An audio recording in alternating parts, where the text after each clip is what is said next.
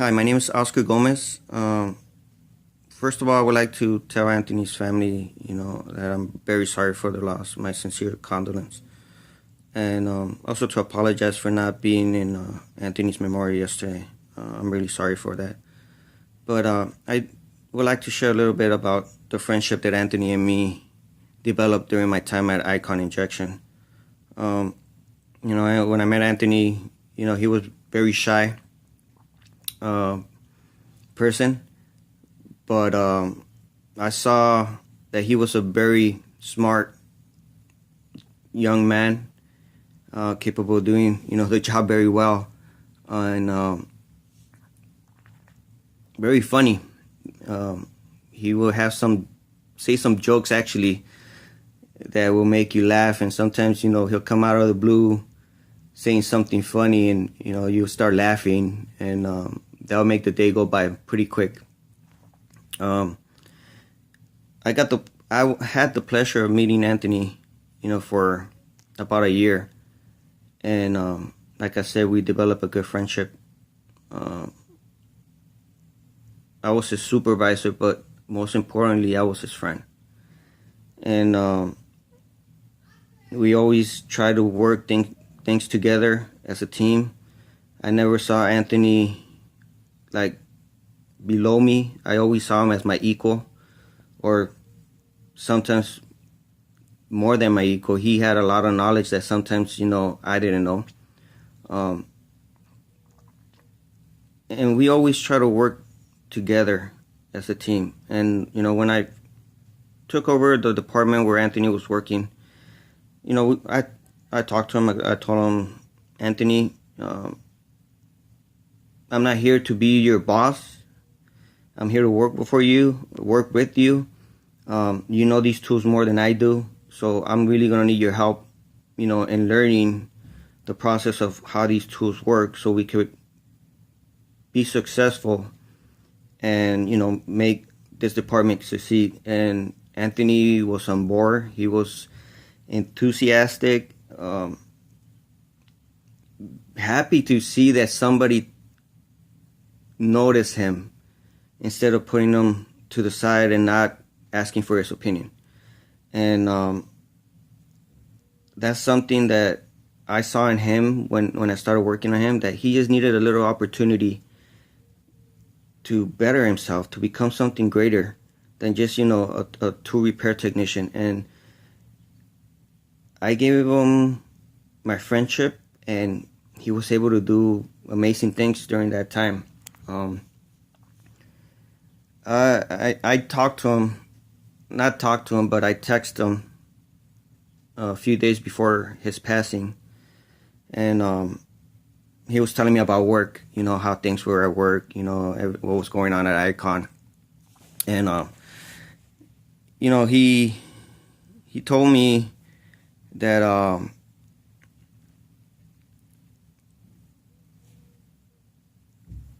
he said, so all that being said, I really miss you, man. I need real help.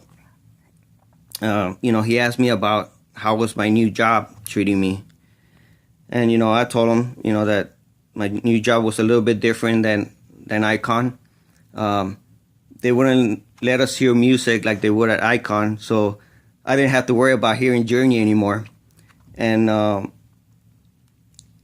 he started laughing, and he sent me a text that ever since I left Icon, they didn't play Journey songs no more. And let me tell you a little bit about the story about how that whole Journey situation started. One day, Journey came out on the radio, and the song Don't Stop Believing came out. And I turned to Anthony and I told him, man, I hate that freaking song. And since then, Anthony found a way to let me know that Journey song was playing. If I was across the shop or somewhere in the machine, I would hear Anthony saying, oh my God, is that Journey? And right away I knew what he was talking about. And sure enough, the Journey song was playing. That was, I guess, our way of, having fun, being able to have a good working relationship. but not only a working relationship, but a friendship where we could make fun of each other and, you know, have a good time. He was a real nice guy, had a good sense of humor. There was times that, you know, he'll get a little bit upset about certain things at work, but, you know, I'll talk to him and let him know, you know, not to let it bother him. You know, problems are always going to be there, and, you know, we just have to deal with it the best way we could. And, you know, I try to center him the best way I could. I try to give him advice. Try to be there for him as a friend, you know, and I'm really sorry if I couldn't be there for him when he most needed the help.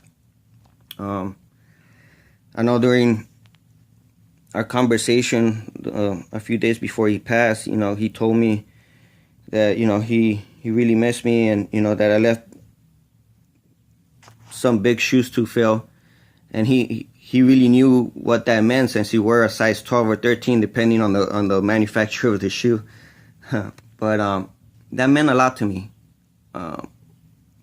knowing that I made an impact in his life, but I feel like I didn't listen to what he had to say.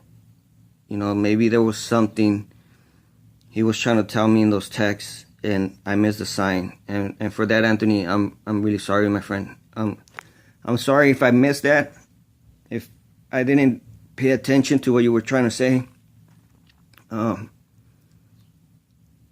You know, sometimes we don't understand what people are going through, and we don't listen or see those little signs. And, you know, when you least expect it, a tragedy like this happens, and you start thinking, could I have done something better? Or could I said something different to change that? And honestly, I don't know. I wish I could say I could, but I really can't say if my words were going to make any difference. But all I could say is that Anthony was a good friend, a good man. He was always looking forward to seeing his daughter. I know before I left, he had mentioned that he had plans to visit her. I believe it was in July or August. I might be wrong on the date or the month. I know he wanted to see her for her birthday, and he was really looking forward to that trip. You know, his daughter was his pride and joy. He had a picture of her, you know, in our workstation, and the first thing he'll do, come up, see the picture, and, you know, start working. You know, that seemed like that was his motivation, his daughter. I know that there's other people that have some great memories of Anthony, but these are my memories of him during my time at Icon. Like I said, I had the pleasure of meeting him and getting to know him and being his friend. He will be missed. I really think a lot about him, especially the day that he passed away, that I was informed that he had passed away. That night I had a dream about him. And in that dream, I was back at Icon because they had asked me to come in and take over Anthony's position. And I'm walking into our workstation, and in that workstation, there's more pictures of his daughter, and there's gifts that he was planning to take to her. And while I'm looking at this, out of the corner of my eye, I see Anthony coming in the door. And I look at him, and I told him, Anthony, what are you doing here?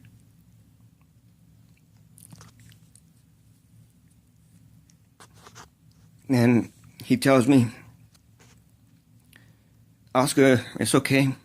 Thank you for everything. I don't know how many of you believe in the afterlife, but I know that he's in a much better place. This is not a goodbye. This is the beginning of a new journey that he's taking, And, you know, one day we will meet him and continue that journey with him. Anthony, like I said, I'm sorry, my friend, if I miss any signs or if I didn't listen well to what you were trying to tell me that day. But wherever you are, you know, I hope that you're resting in peace, and want to let you know that, you know, something that your wife said in her video message, that you were loved. And I didn't, you know, even though you were hiding your true feelings behind that smile that you always had and that laugh, you were loved, my friend. You know, there was a lot of people that care about you, and I'm one of them. So, to his family, again, I'm sorry for your loss. He was a great person. I hope that, you know, you might find peace soon, which I know is very difficult. Losing a loved one is hard. You know, when you lose a parent, like I did my mom, you know, sometimes you feel like you become an orphan. But I cannot imagine losing a son. You know, what do we become when we lose a son? You know, I know that when you lose your parents, you're an orphan. When you lose your wife, you're a widower. But there's really no definition of what are you when you lose a son. And I know that must be the hardest thing for his mom, his sister, his family members, you know, to see that their son ain't there no more. But like I said, I believe that he's in a better place, and he's just taking a journey that we will soon take in life. And with that said, you know, I hope that my little video of the friendship that Anthony and me had, you know, will help the family a little bit in finding closure. Thanks.